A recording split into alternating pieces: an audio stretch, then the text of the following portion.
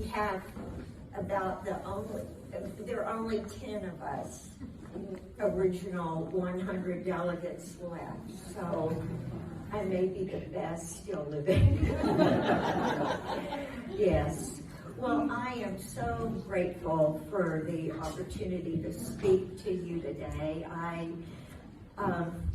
very much value the honor of having been in the Constitutional Convention and having participated in something that I think has been so valuable to our state, and hope that it will continue to be valuable for our state.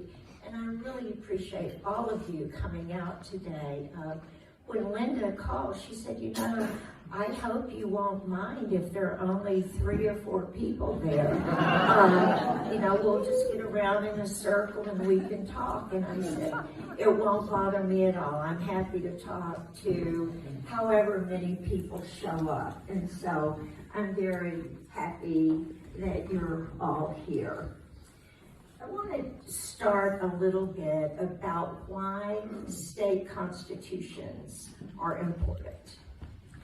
It's been said that 95% of the laws and regulations under which you live are enacted by either the state, your local government, school districts. Very few of the laws that you live under on a daily basis are a product of the federal government. States are important for 2 reasons, and state constitutions for 2 reasons. The federal Constitution says that states reserve all power that's not granted to the federal government under the federal Constitution. The second thing is statehood, or constitutions are important because you cannot be a state without a constitution. Montana became a territory in 1864. And the period from 1866 to 1889 was really a period of a quest for statehood for Montana, because as a territory, Montana was much more controlled by the federal government. We had a territorial legislature, but there were limitations on what that legislature could do. Our first territorial governor, the fellow whose statue on a horse is out in front of our Capitol, Thomas Marr, he called for the first Constitutional Convention in 1866. And just a word about Thomas Marr. If you have not read a book called The Immortal Irishman, I would highly recommend it to you. We had a very colorful, illustrious territorial governor. In any event, he called for a Constitutional Convention in 1866 to write a constitution so that we could become admitted to the United States. What happened is that it was taken more, they met. The population was 20,000 at that time. 55 delegates met to write the Constitution. It was never submitted to the voters because they lost it before it could be printed and distributed to the voters. So that effort at statehood failed. By 1883, the population of Montana had quadrupled, and timber, mining, livestock, banking all had become very big interests. And the territorial legislature called for another constitutional convention. 45 delegates were elected, met in Helena in 1884, wrote a constitution. William Andrews Clark, by then, was a banker, a miner, and he was elected chair of the Constitutional Convention. And if you don't know much about William Andrews Clark, I would recommend that you read up on him as well. This constitution was nowhere near a model constitution, but so desperate were Montanans for statehood that they voted to approve it on a 3-to-1 basis. The Constitution contained lots and lots of provisions that were favorable to the then existing corporations. For example, it gave mining companies the right to cross people's land to get to water. Like the 1889 Constitution, it also prohibited taxing minerals as they were extracted from the ground. Territorial Delegate Joseph Toole presented that Constitution to the U.S. Congress because by then Congress had to accept states. From 1884 to 1889, Montana was basically a democratic state. In the federal Constitution, one house was Democratic and one house was Republican. The one house didn't want to admit any Republican states, and the other house didn't want to admit any Democratic states. So in 1884, our bid for becoming a state was turned down by Congress. Because of that balance, no states had been admitted to the United States in quite a while. Both parties had caucuses and conventions in 1888, and they laid the way for both Democratic and Republican states to be admitted. So in 1889, Montana wrote its constitution that existed until 1972. It was approved overwhelmingly, and Montana became a state in 1889. Now, that constitution served us for many, many years until the question really became how well did it serve us? So I want to talk just a little bit about some of the problems with that Constitution. It should be noted that the framers of that Constitution, they were not really interested in setting up a government that worked. Those interests were really wanting to set up a government that wouldn't interfere with their business interests. And their primary goal really was statehood. So it became pretty well known throughout the state of Montana and everywhere else. We had an incredibly weak governor. There were over 151 independent boards, departments, and commissions that were headed up by citizens. The governors had no ability to appoint people until maybe 4 years into their term. So the state government was just all of these various state agencies and departments kind of doing their own thing. There was really no accountability and no responsibility. Likewise, our state legislature met every other year. It met every other year for 60 days, and they never were able to, and it was 60 calendar days. So if they took a Sunday off, that counted. They could never get their business done in 60 days. So what they had to do is they would just cover the clocks with a towel or butcher paper and pretend that time wasn't running. And they were very poorly paid.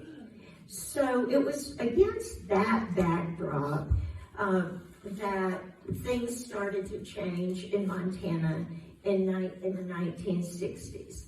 Some of you who probably have read a lot of Montana history, particularly K. Ross Toole's books, know that the Anaconda Copper Company had a very big grasp on Montana.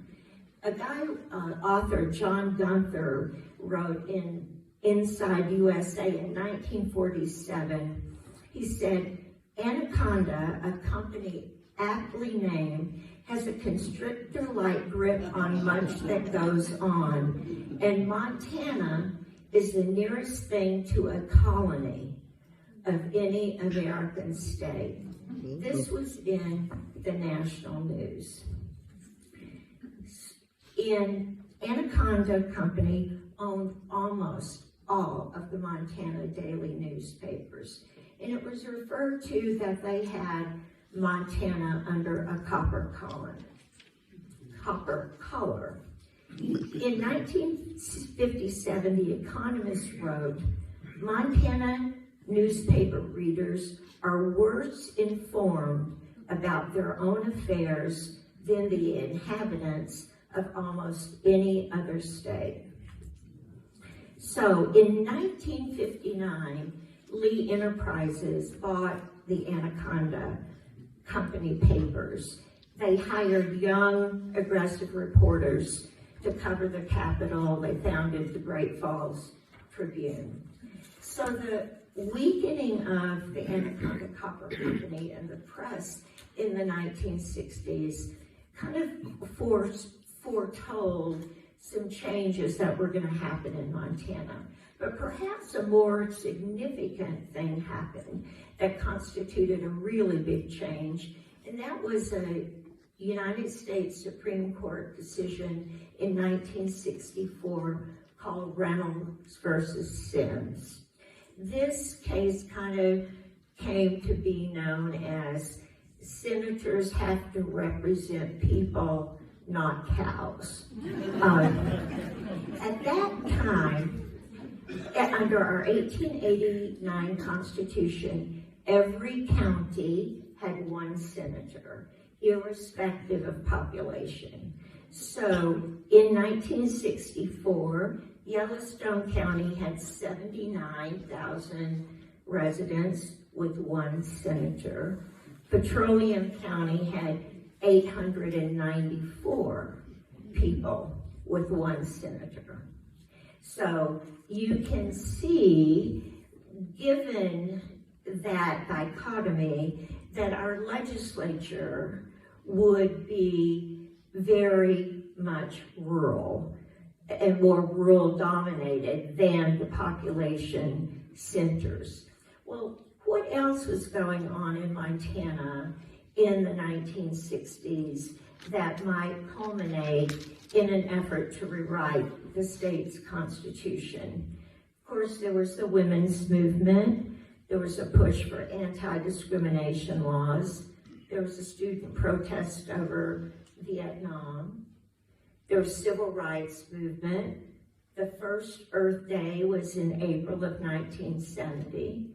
Montana lowered the voting age to 19 by a 1970 constitutional amendment, and labor unions were still strong in Montana during the 60s and 70s.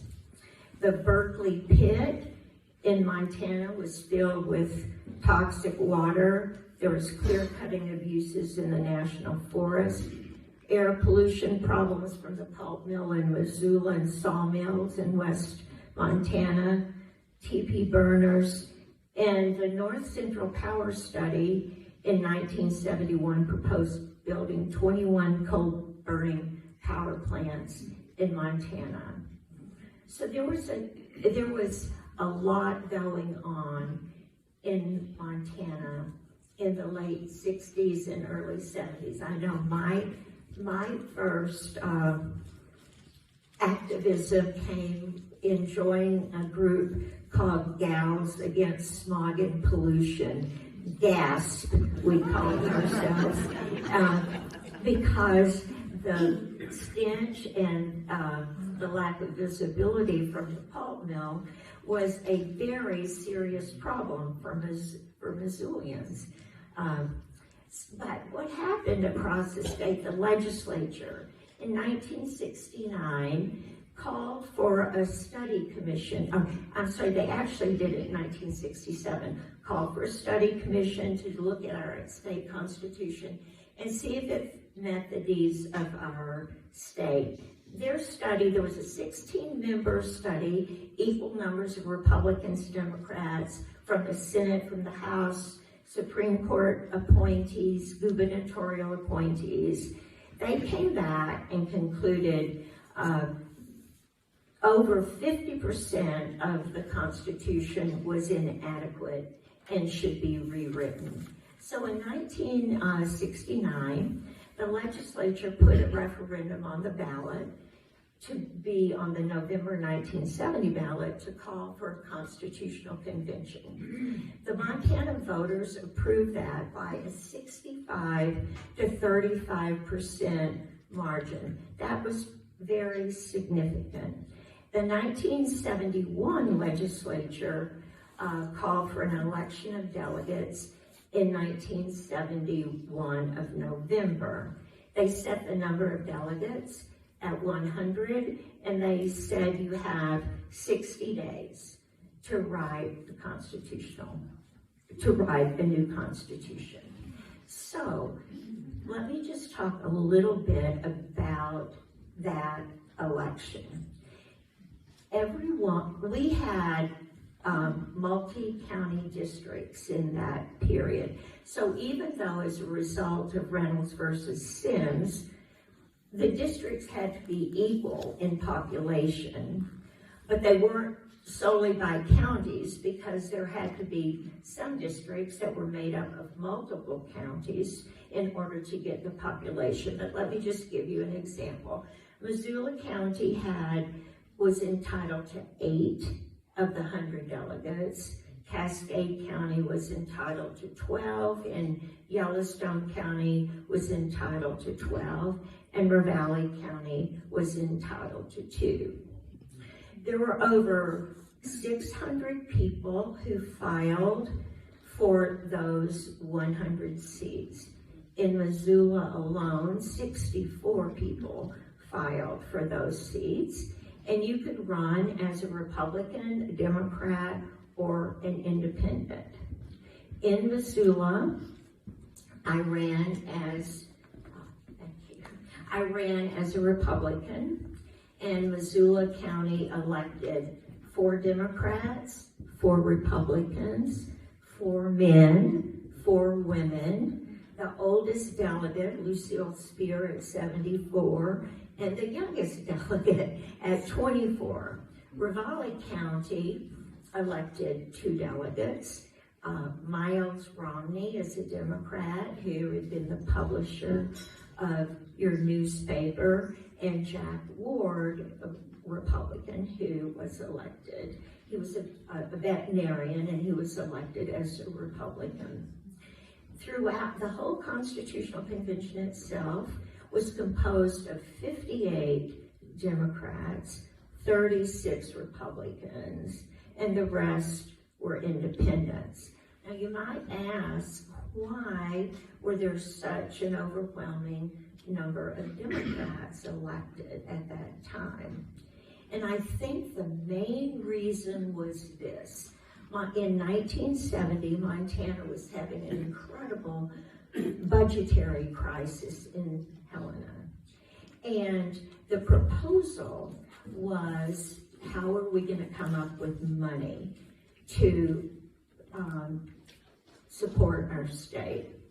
So the voters were asked to choose between enacting a 2% sales tax or not.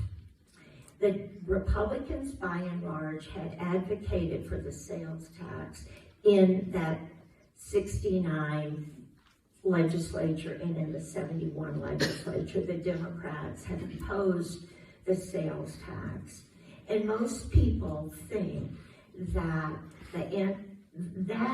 the vote on the sales tax was really lopsided.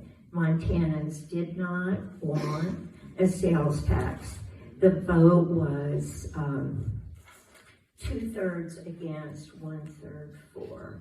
So actually it was a little 70 to 30, fairly close. But the Democrats really reaped the benefit, I think, at the Constitutional Convention election as a result of that sales tax vote. But let me tell you just a little bit about the makeup of the convention. There were 19 women. That was the largest number of women who had ever been elected in the state at any given time. Prior to that, the highest number of women serving in our legislature at any given time was 3. So 19, even though it's less than a fifth, was significant progress. And one of the reasons I believe, and I think most commentators believe that happened, is the Supreme Court had ruled that sitting legislators could not run for the Constitutional Convention. So the sitting legislators who authorized submitting the Constitutional Convention call to a vote thought that they would be able to run, and they were not able to run.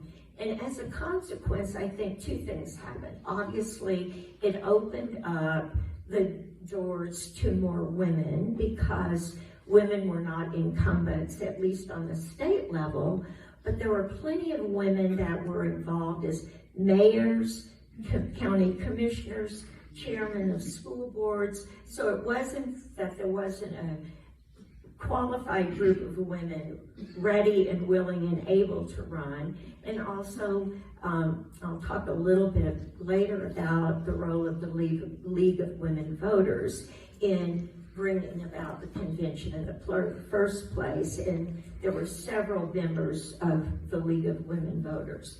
So 19 women was very significant. There were 24 lawyers, 9 farmers and ranchers, 17 business people and merchants, 14 educators, 11 homemakers, 4 clergymen, 2 bankers, 2 nurses. So we covered the gamut. The average age of the people writing the Constitution was 50 years old. There were no Native Americans elected. And the reason for that primarily is the multi-member districts that I talked about. And I'll mention a little bit later about single-member districts, but there were no Native Americans.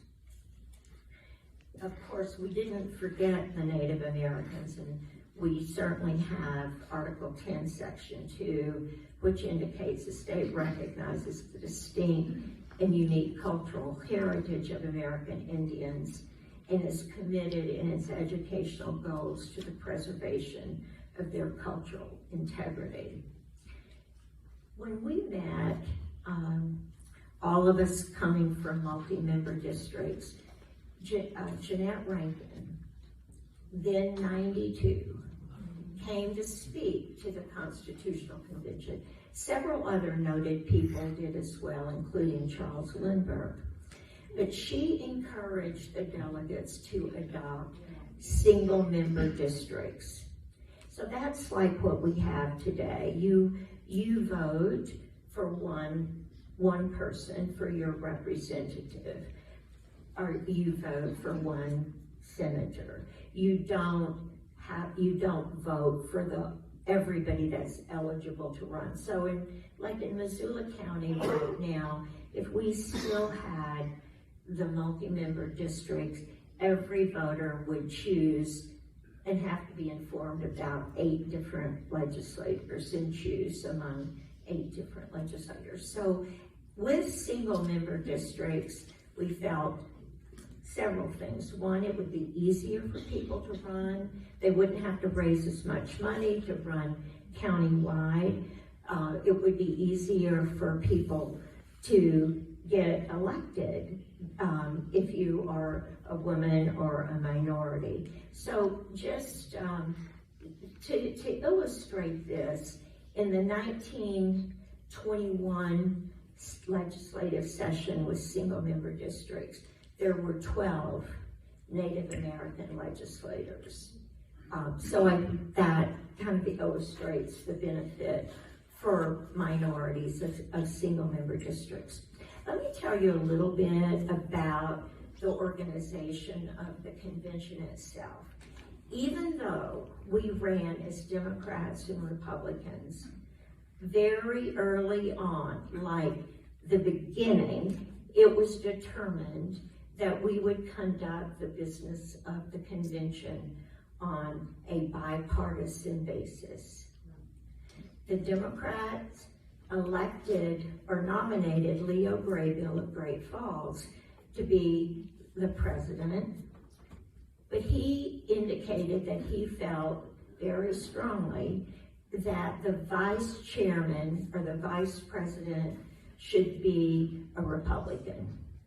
He indicated that he felt that all the committees should have both Democrat and Republican leadership of all of the committees.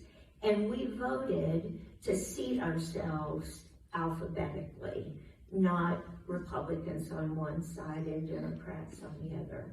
Part of that was also due to the fact that we had these independents, and they said, well, where will we go if you do that? You can't disenfranchise us.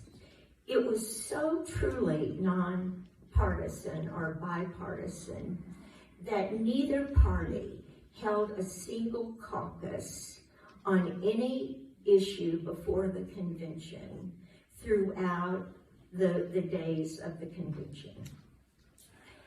So there was never, and this was true leading up to the convention, there was never a Democratic position on any article of the Constitution, or there was never a Republican position on any article of the Constitution.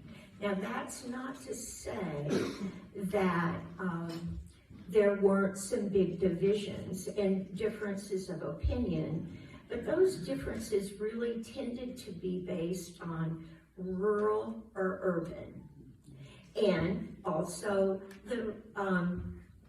you might say that some of the districts were, the more rural districts tended to be Republican, but that's not entirely true. There were a lot of rural districts that had elected Democratic representatives. The parties were much more balanced across the state than they are now.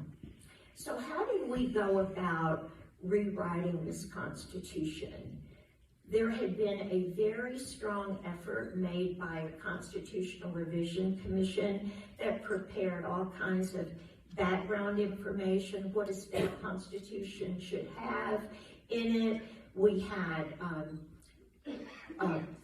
researchers, primarily from all of our universities and law schools, that acted as interns. I see Warren Ninehouse back there, who worked for our Constitutional Convention, as did so many other young, bright people. We had an excellent staff, and we kind of hit the ground running because they had made this information available to us prior to the election. Most people hit the ground running knowing what should be in the Constitution.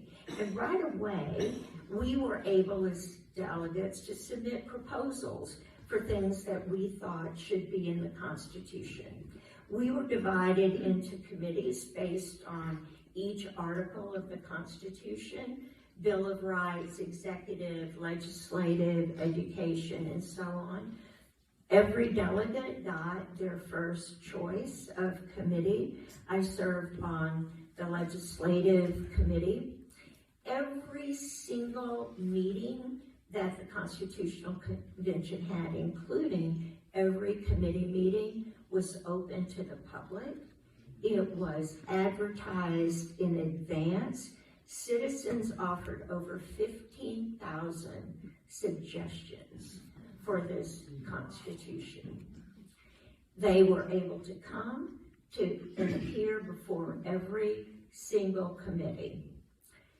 The first part of the convention primarily was the meeting in committees, and each committee working on the article, the Bill of Rights or the judicial article that they would then present to the full body, sitting as a committee of the whole. That was in public too. There were 2 readings of each and every article that came before the convention. Each article was voted on, and it may not have been unanimous. Let's say the legislative article may have been approved by 67 to 33 votes, and it would be different for every article, but every article was voted on and approved by a majority of the full body. And at the end of our 54 days, we finished early, at the end of the 54 days, every single delegate walked up to the front of the convention and signed the Constitution. Now,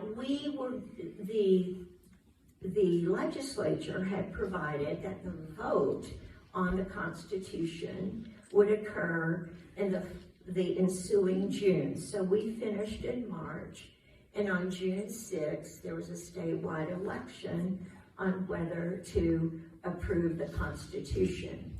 We had $45,000 left in our budget that was appropriated for the convention, and we had hoped, the delegates had hoped to be able to use that to educate the voters about the Constitution. But the Farm Bureau sued and said you can't spend that $45,000 to lobby, if you will, for the Constitution.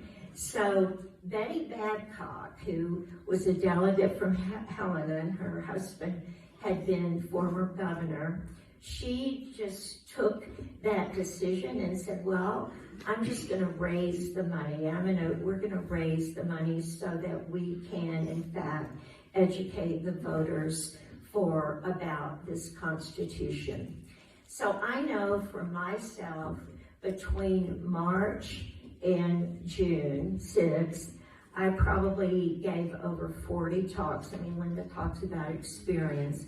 I started trying to talk about what was in the Constitution and what we had done. And I met with PTAs, Grange meetings, labor unions, anybody who would listen. So the election was a very interesting thing. Most major newspapers endorsed the Constitution, although some were silent. Some of the newspapers were concerned, believe it or not, about the right of privacy, and I'll talk a little bit about the substantive part of the Constitution in a minute. But newspapers were a little worried about that provision. Most labor unions supported that. The Farm Bureau opposed the Constitution, and it was a very close election. Now, one of the things that I think is really interesting, and you probably will not really understand or would not have understood this from what we now know about the Constitution. There were there were a lot of controversial issues, but there were some that were so controversial that we, the delegates, thought, boy, we don't dare put this in the Constitution, or people may vote against it. So here were those 3 items. One, there was a big movement to abolish the death penalty, but there was a big contingency to support the death penalty. So we thought, you know what, we're going to give the voters a separate choice about the death penalty. The same thing happened on gambling. There was a really big interest in gambling that came primarily from Butte and Anaconda and up on the High Line. They wanted to be able to entice Canadians to come into the States. They were very much in favor of gambling. But the churches, by and large, were against gambling, except they wanted to play bingo. And we had this Attorney General, Bob Woodall, who was out busting up church bingo games. And he came to be known as Bingo Bob. So even though the churches didn't want wide open gambling, they didn't like not being able to play bingo, which you couldn't under the then existing law. So we decided, all right, let's put gambling on as a side issue. And then the legislative committee on which I served, a lot of people were advocating for a unicameral legislature. There was only one other state at the time that had that, and still only one other state, and that's Nebraska, and they've done famously well for all of those years, and we were sitting as a unicameral body ourselves. And so we thought there were a lot of reasons to try a unicameral. I mean, it's less expensive, the buck, you're not passing the buck between one house or the other, there's more accountability. But we thought, that might be a change going too far too. So we put that on as a side issue. So voters, let me just show you this whole thing. All voters that were registered got this pamphlet that went through the Constitution. It looked like this. Every voter got it, and it contained the sample ballot. It contained a description of every provision in the Constitution and how it compared to the old Constitution. It's kind of like the information pamphlets that you get today. So, the election ensued, and the Constitution, it was so close. I always try to forget the numbers. Well, not really. I know I have to remember those numbers. But it was by only 2,600 votes. 2,600 votes that this Constitution was approved. Well, there was immediately a lawsuit passed that said the Constitution didn't get approved at all. The law said the Constitution had to be approved by a majority vote. Well, here's what happened about whether it was approved by a majority vote. So, here were the instructions to the voters. This ballot has 4 sections. In the first section, the voter will have the opportunity to vote for or against the proposed 1972 Constitution. Thereafter, 3 separately submitted constitutional propositions. The voter may select either alternative on those propositions. The 3 alternate issues do not affect the present Constitution. If adopted by a majority of those voting at the election, they will become effective only if the proposed Constitution is adopted. The voter should vote on all 4 questions, regardless of whether he votes for or against the proposed Constitution. Well, so we had a dilemma of people not reading the voters' instructions. And I can say this since we're not in Butte Silver Bow. Butte Silver Bow voters voted overwhelmingly for gambling. But they didn't vote on the Constitution. So the question that was presented to the court was the Constitution approved by a majority? So if you look at everybody voting, you would say no, because of all the people who didn't vote on the main question. But if you looked at the vote on whether to approve the Constitution or not, it passed. So the Montana Supreme Court, on a 3-2 vote, and the court was still had some contingencies of control by both Montana Power and Anaconda companies. So our court was a little iffy on approving the Constitution. It was then appealed to a federal court. Federal court said it passed. And then it was appealed to the U.S. Supreme Court, and the U.S. Supreme Court then denied hearing it. So after a fairly litigious period of time, the Constitution was deemed passed. Now, history since then.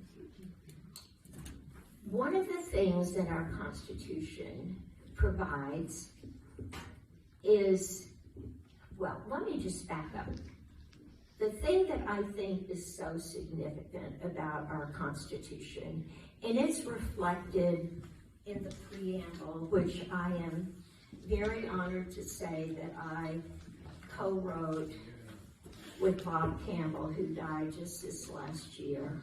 It starts, "We, the people of Montana, grateful to God for the quiet beauty of our state, the grandeur of our mountains, the vastness of our rolling plains, and desiring to improve the quality of life, equality of opportunity, and to secure the blessings of liberty for this and future generations, do ordain and establish this Constitution." I believe this preamble encapsulates the values that are inherent in this Constitution. And the first value that appears throughout this Constitution is we the people. We the people. The people had to approve this Constitution. All power under this Constitution is derived from the people. And it's repeated over and over again by guaranteeing the right to vote, guaranteeing the right to observe and participate in every meeting of any elected governing body. It's guaranteed in the right for citizens to propose initiatives if the legislature does not respond. It is guaranteed in the right for citizens to have referendums on legislation that they think is not proper for Montana. And it gives citizens the right to have a say in the Constitution. Citizens can propose amendments to this Constitution, and every 20 years, citizens are given the right to vote on whether to hold another constitutional convention. So since 1972, there was an election in 1990 in which the voters very overwhelmingly rejected the call for a constitutional convention. There was another vote then again in 2010. The vote was a little closer.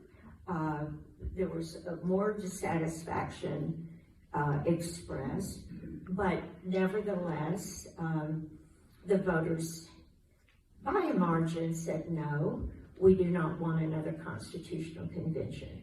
The voters will have another opportunity in 2030. It will automatically be on the ballot as to whether or not you want to have another constitutional convention. Now, Linda mentioned, and I have not followed all of the proposed amendments to the Constitution. It's not horrible to amend the Constitution if there's certain things in the Constitution that aren't working or that need clarification. I have voted for a few amendments to this Constitution. I voted to create the Coal Severance Tax Trust Fund. I actually voted in favor of an extension of the right of privacy with respect to telecommunications in this last election. So it's not, in and of itself, amending the Constitution is not a bad thing, as long as you don't burden it with legislation, because that's what had happened to our old Constitution and other constitutions. They just get so burdened with legislation that they don't really reflect fundamental principles of law. So let me tell you very quickly, and what I'm hoping to do is finish up in about 10 to 15 minutes so that we have almost a full hour for questions and discussion, because I think that's equally important to you hearing me talk. Although I do like talking about what I think is so good about this Constitution. And I'm going to start by the Bill of Rights, or the Declaration of Rights. We have the strongest protection of individual citizens in our Declaration of Rights than any other state constitution. And you don't have to take my word for that. I mean, you can read any treatise, any legal opinion, any scholar on constitutions, and you will learn that we have the strongest Bill of Rights. We did not take a single right that was in the 1889 Constitution and take it away. We only added additional rights. There are two that I think are incredibly, well, at least there's several that I think are incredibly important. One, in 1972, the Equal Rights Amendment to the United States Constitution had not been ratified. It was really unfit. Well, first of all, it really, that time, or the latest time, it hadn't even been introduced. It had been defeated. It had been introduced since 1923, but it was introduced again in 1972, but it had not been voted on. We felt very strongly, I mean, there were probably more delegate proposals for a strong equal rights amendment in the Montana Constitution. And it is there. We were simply not going to wait for the federal government. And it needed to be in the state constitution anyway. And it's broader in our state constitution because under the federal constitution, it would only have prohibited states from discriminating against women. Our constitution and our equal dignities provision prohibits discrimination by anyone. The second thing that I think is very significant about our Constitution and our Declaration of Rights is the right of privacy. In the federal Constitution, there is no explicit right of privacy. And we felt it was very important. I mean, the Supreme Court of the United States, up until that time, had said there was a right of privacy because he said, well, you know, if you've got the right to remain in your home and be free from search and seizure and warrants, if that doesn't mean a right of privacy, you know, what does it mean? So they had interpreted and extrapolated a right of privacy, but we didn't feel it should be left to a court, and so we explicitly included a right of privacy. There's one provision that we made that has now been amended out that I felt very strongly about, and I feel it's to that it's been amended out. I don't know if any of you ever have heard of the concept sovereign immunity, or the king can do no wrong. But up until 1972, the state or local governments or any unit could not be sued. So if you were ran over by a City of Hamilton dump truck, you could not sue. If you were ran over by a Northwestern Power truck, you could sue. It just seemed to me, what? I mean, the injury to the person is the same. The remedy should be the same. So we abolished sovereign immunity. But in two sessions of the legislature subsequent to that, they proposed a constitutional amendment that it didn't totally reverse sovereign immunity, but set a very low limit on the amount that someone could claim in a case against the government. That was an amendment that I didn't think was a very good amendment. But nevertheless, and that was in the Bill of Rights. Nevertheless, it's still a very strong Bill of Rights. Let me just quickly tell you about what I think are the fundamental provisions of this Constitution that should be protected against amendments, against any other Constitution. This Constitution creates and attempted to create 3 separate but equal branches of government. We gave the governor adequate power to run the state. We required that the lieutenant governor be of the same party, because prior to 1972, you could have cross purposes. You could have the governor be a Republican, the lieutenant governor be a Democrat, and vice versa. We had them run as partners or on the same party. We gave the governor the ability to veto bills.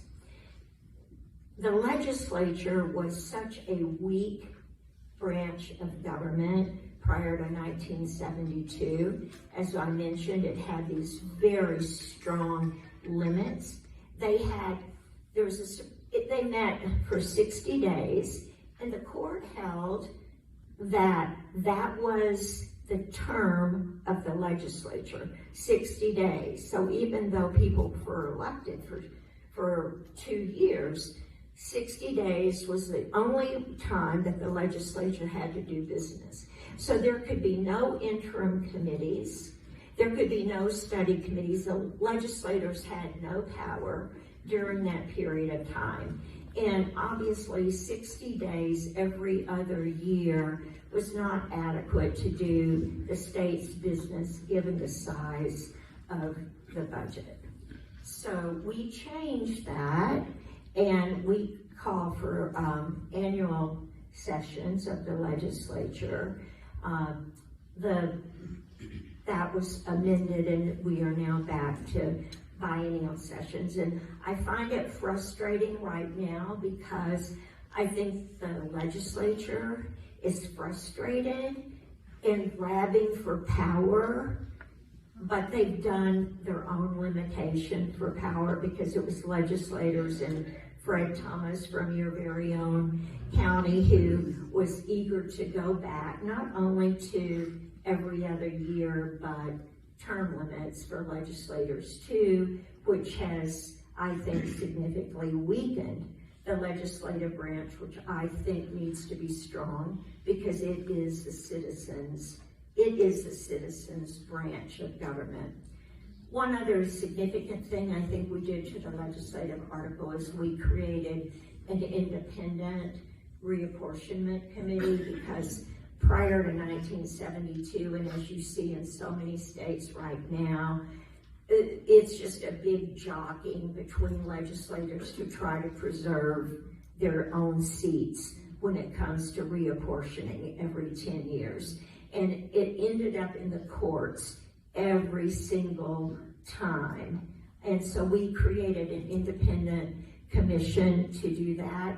It's still a little political, there's no question about it, but it's out of the hands of the legislature, and they're not trying to preserve their own seat.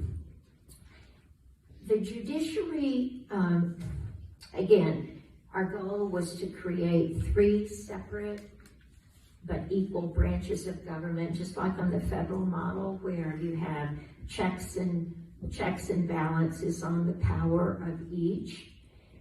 I believe that an independent judiciary is absolutely critical to any democracy, on the state level and on a national level.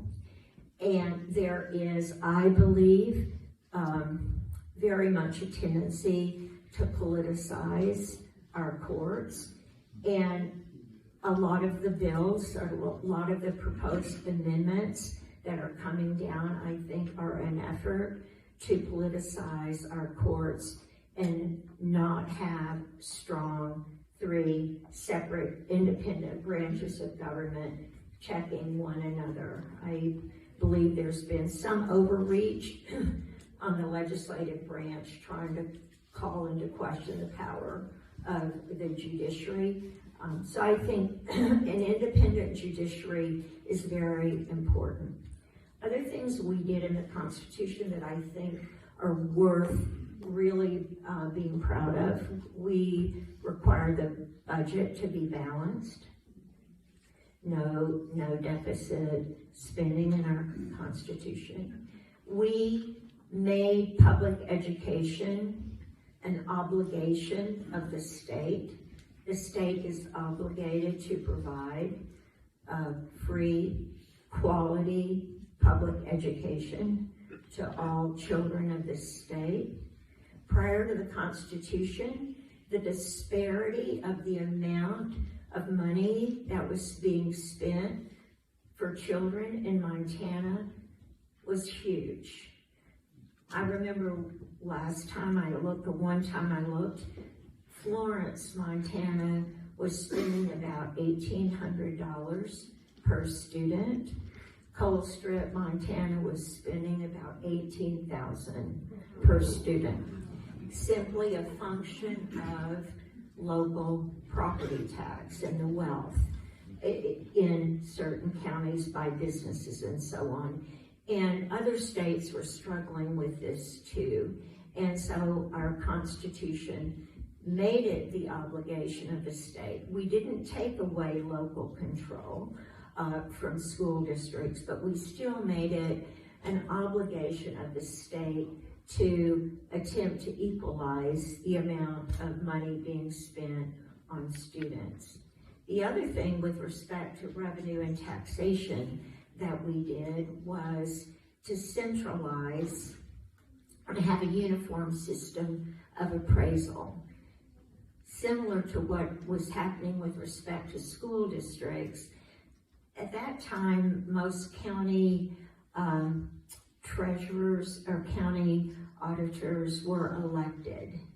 And there was incredible anecdotal evidence of people who knew the local appraiser having a much more favorable value attached to their property.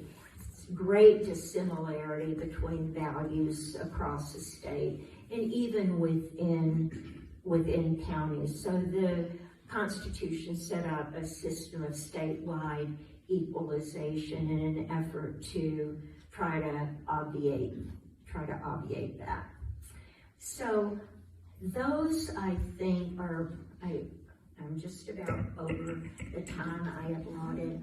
Those, I think, are the primary things that I wanted to point out about the Constitution that I think are really valuable and really important and move our state ahead. Well, I guess I just skipped one. I skipped 2 things. Never mind. I have to do this. I really hurry. I can't believe one of them was like the thing I fought for the hardest, and that was the right to a clean and healthful environment. That appears in two places in our Constitution. It first came up in the natural resources article. And this was a very, very hard fight to get the right to get the right to a clean and healthful environment in that article of the Constitution. Once we got it in that part of the Constitution, it was easy to get it put back in the Bill of Rights. But what's really important about this natural resources article is, I think there are three things. One, the right to the clean and healthful environment. Two, the obligation for mining companies to reclaim the land that they had disturbed, because prior to 1972, there was not an obligation for mining companies to restore the mines. And at this point, open pit mining and strip mining of coal was a very big thing in the eastern part of the state. And so this was very, very important to farmers and ranchers and other people who lived in the eastern part of the state. The other part of this that I think is pretty important too is that we talk about the legislature shall provide for the identification, acquisition, restoration, enhancement, preservation of scenic, historic, archaeologic, scientific, cultural, and recreational areas. There had never really been any duty imposed on the state of Montana to do that. And the other thing, and I think a lot of Bitterrooters were very, very concerned about this, was water rights. And for the first time, Montana, in its constitution, claimed water for the benefit of the state. And that was very, very important and significant to downstream users. It says the use of all, first of all, it recognized existing water rights, because obviously no one wanted to give up their water rights. But it says the use of all water that is now or may hereafter be appropriated for sale, rent, distribution, shall be held to be a public use. And this has continued to be a very important part of our heritage. That, I think, people were originally concerned about the water rights, and I think it made some people doubtful, but I think there's no question now that everybody is so grateful for this article and for the process that began in adjudicating all of the water rights. One other thing, and that is local government. The Constitution recognized that local government is something that all citizens have direct access to, and that the government closest to the people can do the most for the people. And prior to 1972, Montana local governments had only the powers granted to it by the Constitution. So we did two things in the Constitution.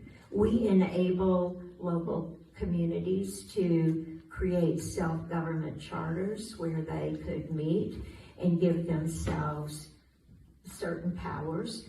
The legislature still has the authority to deny powers to home rule charters, but we created that, and we created a process whereby every 10 years, local government communities should get together, talk about their local governments, and see if they want to have any change. That's now been amended to every 20 years, and that's coming up soon.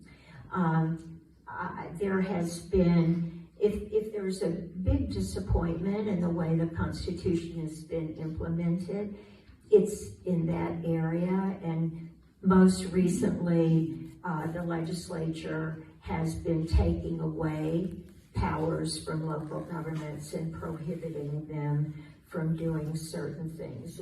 A good example was last session, Missoula, for example, in some of their zoning ordinances would require a developer of a big project to set aside some of the housing units for low to moderate income people, and the legislature passed a bill saying that local governments cannot do that.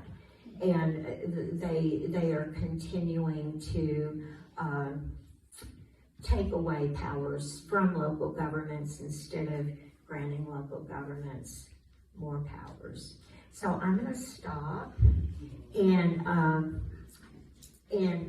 open myself for questions and discussion. Yes. The meeting has been billed as Constitution in the Crosshairs, and I want to thank the people who put it together. This has been wonderful. But I would like to ask you, what do you think is the greatest threat to the Constitution, say from the current legislature, any particular bills, or continuing actions after that? Thank you for the question.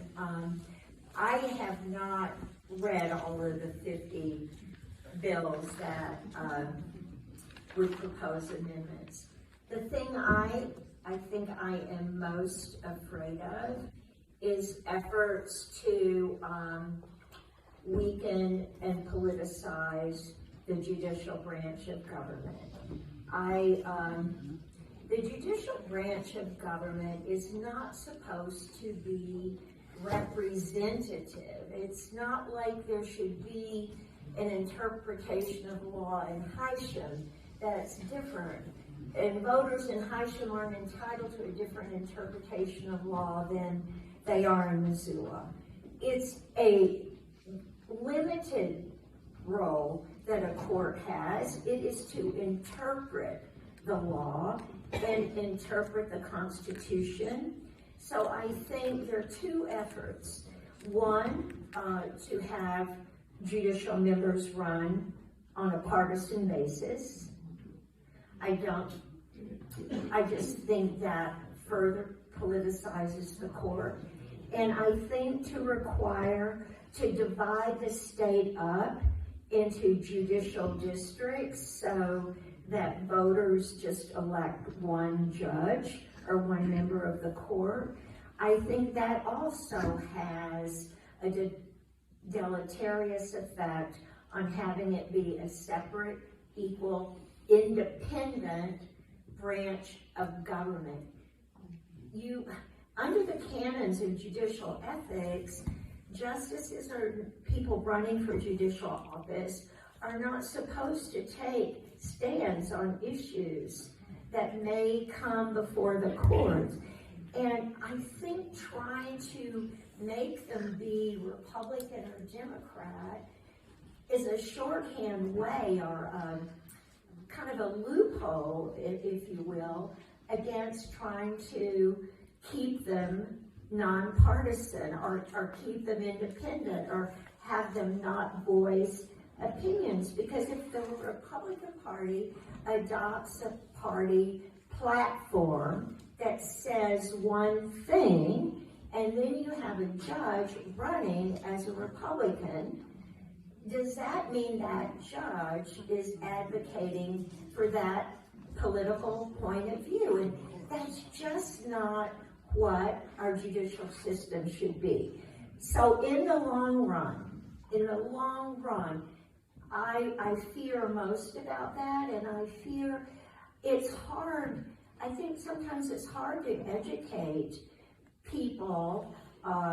It's been a long time since a lot of us have had civics. I was talking to someone, about what the proper role of a court is, and so somebody may look at one of these ballot measures and say, oh, well, that sounds like a good idea, without it being properly vetted. So that's my biggest fear of because it's such a structural thing. I just think democracy is so dependent on these three separate but equal branches of government. And, you know, there could be other little amendments that I might not like, but can live with.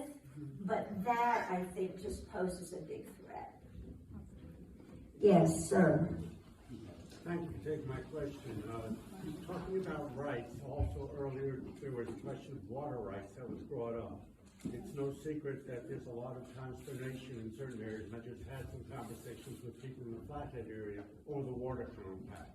Can you comment a bit on how this Constitution and the rights protected therein relates to what's happening with this water compact and its agreement to essentially overturn a lot of water rights questions? I'm happy to say that that question is so beyond the scope of my intelligence. And partly because of the relationship between the state and tribes, and Indian tribes. And that is a whole area of law. The Constitution at the very beginning, one of the federal parameters to any state constitution is having the state acknowledge at the very beginning that all lands owned or held by any Indian or Indian tribe shall remain under the absolute jurisdiction and control of the Congress of the United States. And so it's an excellent question, but in that case, the federal law and the federal constitution and these tribal rights all enter into it, and I'm not an expert in that, I'm sorry to say. Yes. I understood the gentleman to say that the Montana Supreme Court had been overturned by the federal Supreme Court more than any other. U.S. Ninth Circuit, he said. Is that in fact the case? I don't think that's the case. Generally, decisions of the Montana Supreme Court are not generally appealed to the Ninth Circuit. The Ninth Circuit is really more involved in interpreting federal law and not state law. Every now and again, there are cases that involve both state and federal. It may be that our federal district judges may be overturned by the Ninth Circuit, but as a general rule, the Montana Supreme Court is the ultimate decision maker with respect to the Montana Constitution and Montana law, unless it affects a federal issue. And I had the experience of being involved in such a case because the Supreme Court of the United States, the state of Montana Supreme Court upheld a provision of our state constitution that prohibited state funds from going to private parochial schools. That was in our old constitution, and that was repeated in our 1972 constitution. The state of Montana enacted a tax credit program whereby scholarships were given to students in private parochial schools. A lawsuit was brought. The Montana Supreme Court invalidated that program and said it was unconstitutional for students to get state funds through scholarships if they were in a private parochial school. The parties involved appealed that to the United States Supreme Court in a case called Espinoza, and me and several of my colleagues filed an amicus brief supporting the Montana Supreme Court's interpretation, but in a 5-4 vote, the U.S. Supreme Court overrule the Montana Constitution on the basis of the federal provision on religion, which basically there's two parts of it.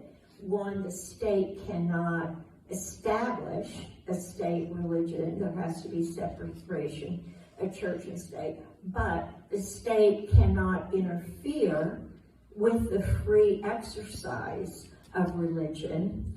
And the U.S. Supreme Court held that the state of Montana could not give scholarship money to private non-sectarian schools without giving it to sectarian schools, or otherwise that would be a violation of their free exercise of religion.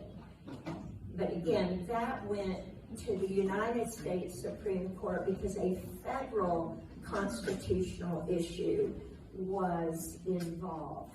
But as a general rule, the Ninth Circuit does not, you don't appeal Montana Supreme Court cases to the Ninth Circuit. Oh, it's time for lunch? Yes. Oh, okay. One more, let me take one more question. Your expertise in regard to term limits in the legislature, what would be your suggestion? Well, I would like there to be a proposed, well, here's the thing. The horse got out of the barn and you can't get it back in. Because there was an effort by the legislature a few sessions ago, and Diane, you may remember, where they proposed to the voters going back to having, not having term limits, right? Yeah, the simple version of it, the reason we got term limits is we were trying to do federal term limits, because God knows they're in there until they're 100 years old. And that got shot down at the federal level, and the states then that have term limits, a few of them have reversed it through different measures. You will not find a legislator who thinks term limits is a good idea. You just won't. But to convince the public that think we should all be out of there, after 3 days, it's never gonna, the public's never gonna repeal it, frankly. That's the problem, is that we don't trust government enough. It's us. It's us. The government is us. The legislature is us. And I still believe the legislature is the branch closest to the people, and it should be strong. I'm not such a good Republican anymore, but I still believe in a strong legislative branch of government. I feel we would be better off with not term limits on the state level and not biennial sessions. But we can do that as citizens. We can amend the Constitution either by asking the legislature to refer it to us or doing it on our own. But I think right now, most people just assume the legislature maybe not meet at all.